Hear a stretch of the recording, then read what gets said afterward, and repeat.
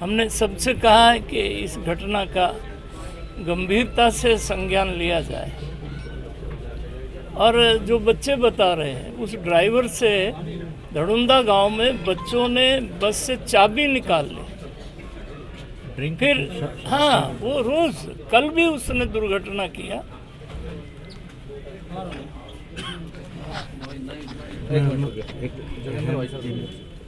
थोड़ा सा शिक्षा मंत्री का है,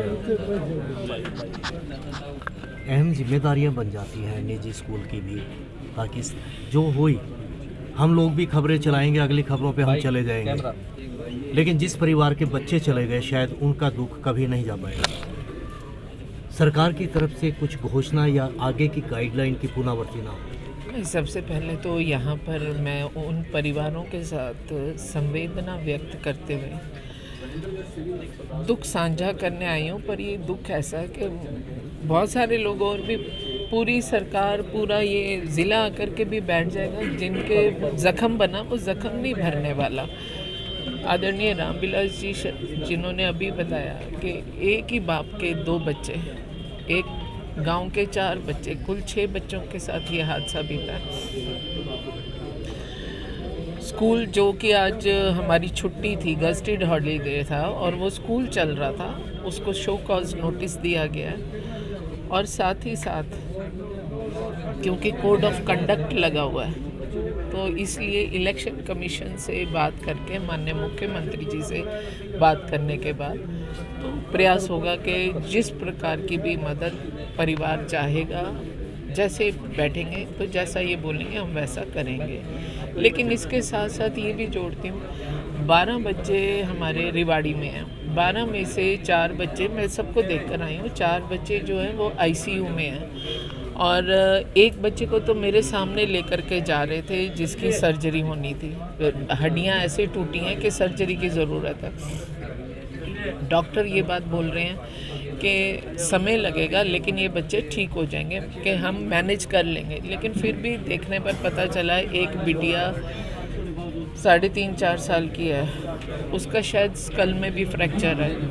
तो ऐसे जो ज़्यादा गंभीर बात ये है कि देखिए 2017-18 से फिटनेस नहीं है, इंश्योरेंस नहीं है, फिर भी बसें दौड़ रही हैं, तो कहीं ना कहीं सरकार भी कटघरे में है, RTO डिपार्टमेंट भी कटघरे में है कि आखिर 7-7 सालों से बसें सड़कों पर दौड़ रही है और सरकार और विभाग की निगाहें नहीं।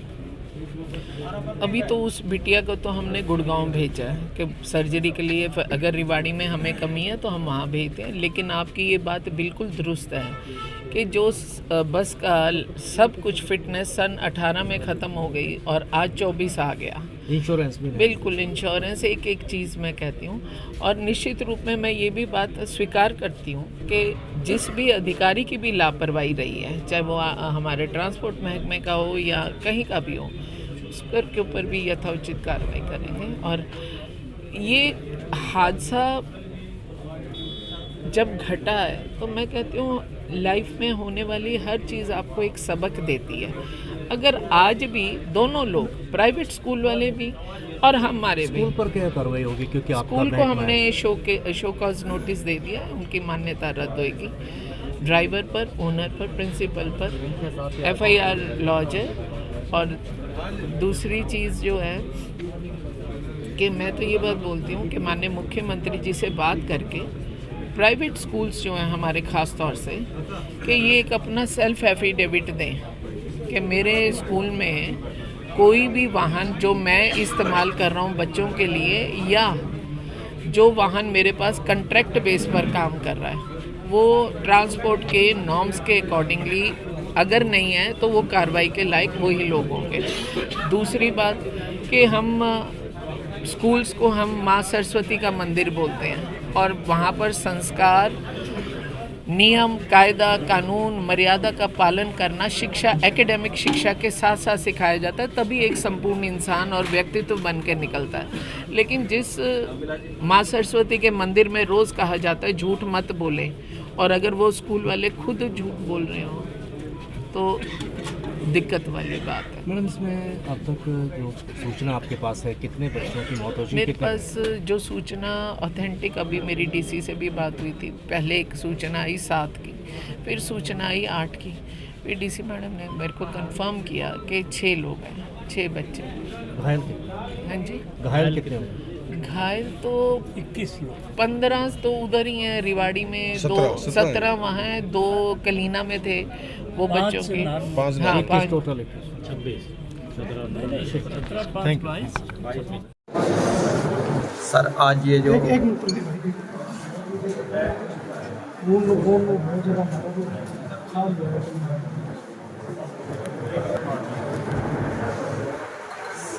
सर, ये आज जो घटना हुई है इसके बारे में आप क्या कहेंगे? आज ये बहुत ही दुखद घटना हुई है और जिन बच्चों की 6 बच्चों की जो डेथ हो गई और जो बच्चे जो घायल हैं, मैं सभी उन परिवारों को मेरी तरफ से बहुत ही मैं संवेदना व्यक्त करता हूँ और मैं बहुत ही ज़्यादा दुखी हूँ। मैं इस बारे में बहुत ज़्यादा कुछ मैं नहीं बोलूँगा। और मैं अभी इन बच्चों के पास सरकारी हॉस्पिटल में परिणाम पाया था और अभी मैं मातृक हॉस्पिटल में हमारे 14 बच्चे जिनकी चोट लगी हो गए, मैं उनके पास में अब जा रहा हूँ। उसके बाद में मैं महेंद्रगढ़ और नागौर में 5 बच्चे हमारे हैं और 6 बच्चों की जो 6 बच्चों की डेथ हुई है। सर जख्मी कितने हैं सर? लगभग 5 बच्चे नागौर में हैं, 14 बच्चे हमारे रेवाड़ी में मातृक हॉस्पिटल में हैं, 2 बच्चे यहाँ पे हैं और अभी सभी डिपार्टमेंट के लोगों को कहा गया है कि वो टोटल बच्चे बस में कितने बच्चों का आना जाना रहता है और कितने बच्चे को अभी रिपोर्ट आ जाएगी। मुझे पूरी रिपोर्ट मेरे पास नहीं है और हमारे सभी डॉक्टर टीम CMO साहब सब लगे हुए हैं और मैं जो जिन बच्चों की डेथ होगी उनके परिवार भगवान से प्रार्थना करता हूँ कि ये जो पहाड़ जो का दुख होता है उसको सहन करने की भगवान को शक्ति दें और मैं और उन बच्चों को अपने चरणों में स्थान दें। मैं सर आज जैसे स्कूल की छुट्टी थी और छुट्टी होने के बावजूद भी जो निजी स्कूल हैं वो लगे हुए हैं, तो इसके बारे में ऐसा ही इस मामले में सभी अधिकारी लगे हुए हैं। हमारी माननीय मंत्री श्रीमती त्रिपाठी अपने निवास से चल पड़ी है। मैं भी रेवाड़ी हॉस्पिटल में जा रहा हूँ। जो दोषी से घटना में जो भी मिलेंगे उनके खिलाफ कार्रवाई की जाएगी, चाहे वो स्कूल हैं चाहे वो ड्राइवर हैं, जो भी दोषी हो उसके खिलाफ कार्रवाई की जाएगी। सर सरकार की तरफ से इन जो पीड़ित परिवारों को है क्या सहायता? बातचीत करके जो भी पीड़ित परिवारों को जो भी सरकार की तरफ से जो भी सहायता होगी जो वो हम मुख्यमंत्री से बातचीत करके और जो भी घायल जो बच्चे हुए हैं, जिनके बच्चों की डेथ हुई है, उनकी जो भी सरकार से जो सहायता होगी वो करेंगे। सर, जिस तरह से देखा जाए यहाँ पे गवर्नमेंट अपना हॉस्पिटल है, कहीं ना कहीं प्रशासन पर, और सुबह के टाइम अगर कोई ड्राइवर शराब पी हुए मिलता है तो स्कूल प्रशासन की कहीं ना कहीं गलती है, लापरवाही है। उनके खिलाफ उचित कार्रवाई होनी चाहिए। हॉस्पिटल ने अच्छा सहयोग किया, हॉस्पिटल के सहयोग से कम कैजुअल्टी हुई है, बच्चों को समय पर ट्रीटमेंट दिया गया है और इनको टाइमली रेफ़र किया गया है रेवाड़ी मातृक, कुछ बच्चों को वहाँ किया गया है। तो स्कूल प्रशासन का हम जो अस्पताल प्रशासन का हम धन्यवाद करते हैं और विधायक जी से भी ये मांग करते हैं कि ऐसे स्कूल जिन्हें बच्चे बस ले जाते हैं उनकी ड्राइवरों की जांच होनी चाहिए, उनके चरित्र की जांच होनी चाहिए, उनकी शराब की जांच होनी चाहिए और ऐसे आदमियों को किसी भी हालत में कोई स्कूल प्रशासन उनको ड्राइवर ना रखें, ये उनसे अपील की जाती है। सर छुट्टी के दिन स्कूल लगते हैं, उनके बारे में क्या कहोगे? उनके बारे में डिप्टी विधायक जी हैं, ये अपने ऊपर बात करेंगे। बाकी ऐसा अक्सर सुनने में आया है, स्कूलों की छुट्टियां होती हैं, सरकार की तरफ से आदेश जारी होते हैं, उसकी धज्जियां उड़ाकर प्राइवेट स्कूल लगाते हैं, उनके खिलाफ भी कार्रवाई होनी चाहिए। अपना सत्यनारायण यादव, आम आदमी पार्टी, लोकसभा अध्यक्ष। हर अधिकारी के नोटिस में होता है। सर एक चीज़ और मैं जानना चाहूँगा कि पूरे ज़िले में इस प्रकार की स्थिति है कि जिनके पास ड्राइवरों के पास लाइसेंस तक की सुविधा नहीं है, लाइसेंस उनके पास नहीं है, अनट्रेंड ड्राइवर जो है स्कूलों में रखे जा रहे हैं और जो बस हैं वो भी जो एनसीआर के तहत 15 साल एनसीआर में तो 10 का ही है कि 10 साल से भी ऊपर होने के बावजूद इस प्रकार की हम इन सब बातों की जांच करवा करके जो भी दोषी पाएगा उसको उससे बाहर करेंगे और जो भी दोषी पाएगा उसके खिलाफ कार्रवाई करेंगे। तो सर अभी तक जो सरकार है वो इस हादसे का इंतजार कर रही थी, पिछले काफ़ी लंबे समय से इस प्रकार की ये पूरे प्रदेश में ऐसी सिचुएशन जो हादसा हुआ है इसको इस दुख की घड़ी में हमको ज़्यादा बात इसमें नहीं कह सकेंगे और इस दुख की घड़ी में हमको ज़्यादा बात भी नहीं करेंगे। लेकिन मैं आपके चैनल के माध्यम से दोबारा से मैं सभी जो दुखी परिवार है उनके प्रति मैं संवेदना व्यक्त करता हूं और मैं भगवान से प्रार्थना करता हूं कि जिन बच्चों की डेथ हुई उनको अपने चरणों में स्थान दे और उस परिवार को इस दुख को सहन करने की शक्ति प्रदान करें। मैं तो आपके चैनल आज ये इतनी बड़ी त्रासदी हुई है बच्चों की, विद्यार्थियों की, ये अपने आप में ही एक शर्मनाक द्योतक है। प्रशासन के ऊपर मैं विशेष तौर पर कहना चाहूँगी, क्या प्रशासन ने क्या इन बसों का रजिस्ट्रेशन देखा, ये कब की चली हुई बसें हैं? क्या इनके कभी लाइसेंस चेक हुए कि भाई उनके लाइसेंस ड्राइवर के हैं या नहीं हैं? बसेज हैं उनका रजिस्ट्रेशन कब का है, तो एक्सपायरी डेट तो नहीं हो गई है। और सबसे बड़ी बात ड्राइवर के बारे में, जिनका गाड़ियों पर ड्राइवर बसेज पे, तो क्या वो लाइसेंस वाले हैं या नहीं?